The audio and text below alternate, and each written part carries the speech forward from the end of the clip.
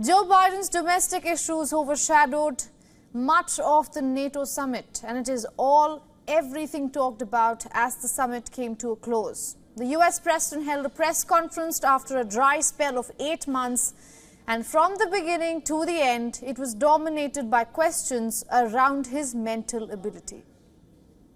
What concerns do you have about Vice President Harris's ability to beat Donald Trump if she were at the top of the ticket? Look, I wouldn't have picked Vice President Trump to be vice president, but I think she was not qualified to be president. So let's start there. And so our military is working. I'm following the advice of my commander-in-chief, the chief of staff of the military, as well as the Secretary of Defense and our intelligence people.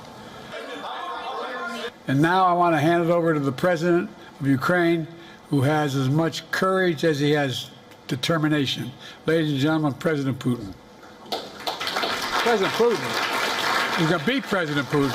President Zelensky. I'm so focused on beating Putin, we got to worry about it. Anyway, Mr. President. I'm better. You are a hell of a lot better.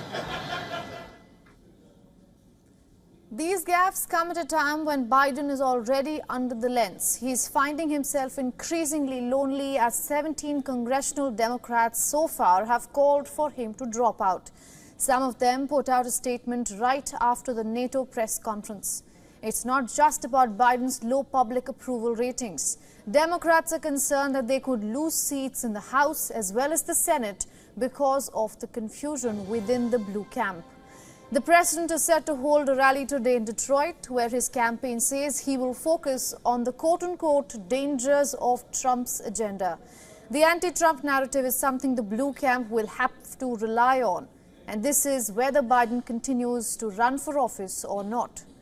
Michigan is particularly important given that it is a swing state this time.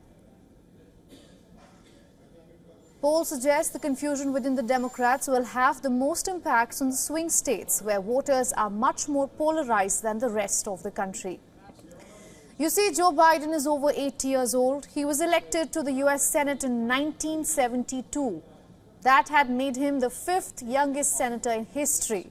Today, he's the oldest president the United States has had. If he wins the presidency this November, he will be 86 years old by the end of his term.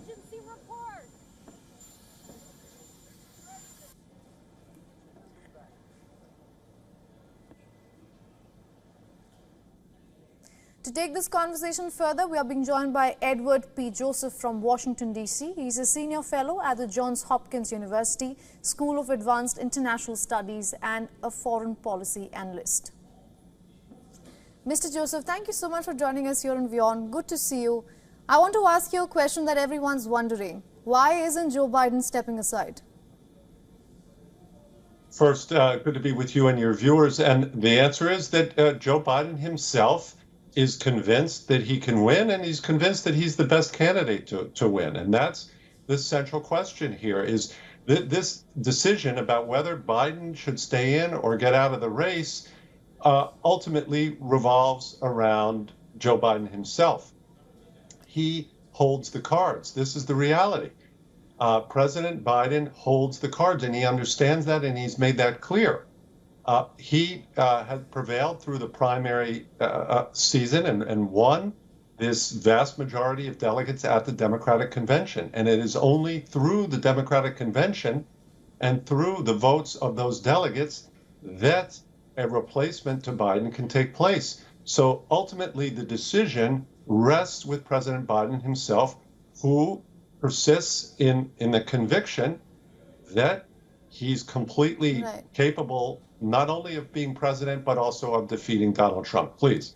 Mr. Joseph, do you think that Joe Biden is being more scrutinized because his signs of old age is out in the open much more? Because let's face it, Donald Trump is 78 himself. In case he's elected to the White House this November, he will become the oldest president the United States has once he ends his term. There's no doubt that there's a disparity in the coverage of this issue with respect to President Biden. That being said, the current president is in fact President Biden. And the reality here is that contrary to what President Biden and his team have said is that this is not some type of, quote, elite-driven issue. It's a concern among the voters, and that has been repeatedly represented by polling talking to average voters. And in the most recent poll just taken, 2/3, again, a supermajority, 2/3 of American voters say he's too old to run.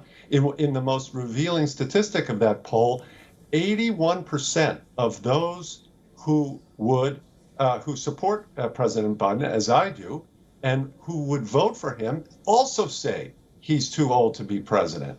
So it's a situation where the perception is the reality, that no matter what President Biden and his team believe, voters are convinced that he is in fact too old. And that's, with all respect, of course, the fact that Donald Trump has not received this scrutiny. And that's really the problem.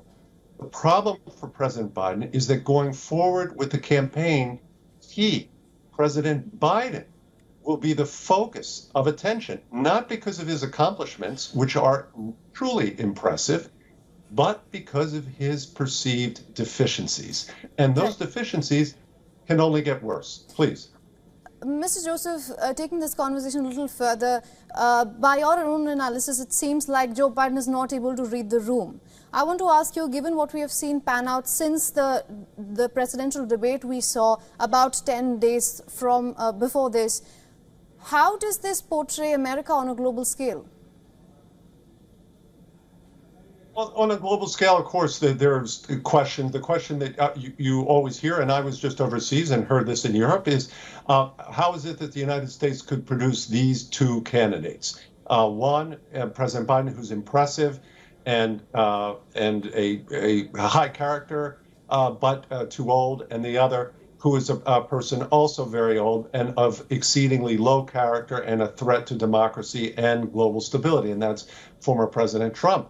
And so there's that question. But the other part is resolvable.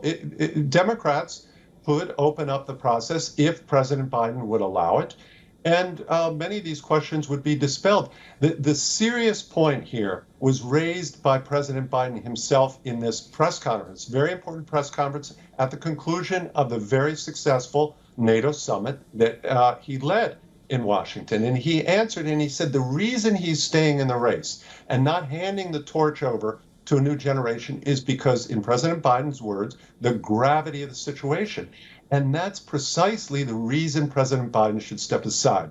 Because what we are looking at now is not just a victory by Donald Trump, a vindictive Donald Trump, with a group of zealots behind him. It's not just that. We're looking potentially at a decisive victory by Donald Trump that would, in Donald Trump's eyes, give him a, quote, mandate to explain very clearly. There's 7 states that basically decide the U.S. election.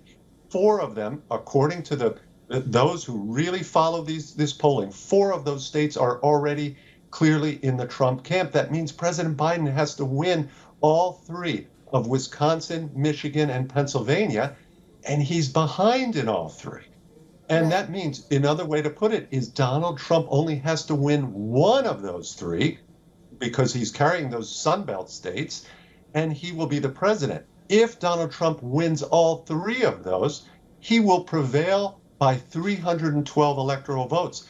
If he gains other states that are somewhat competitive, Donald Trump's election victory could be even bigger, giving him the sense of being super empowered to take these vindictive measures that Donald Trump wants to take, which are very dangerous for the United States and the world. Please. Right. Biden is heading to Michigan today. Let's hope he's able to change the tide there. Thank you so much for joining us here on WION and getting us all your insights, Mr. Joseph. You're welcome. For all the latest news, download the WION app and subscribe to our YouTube channel.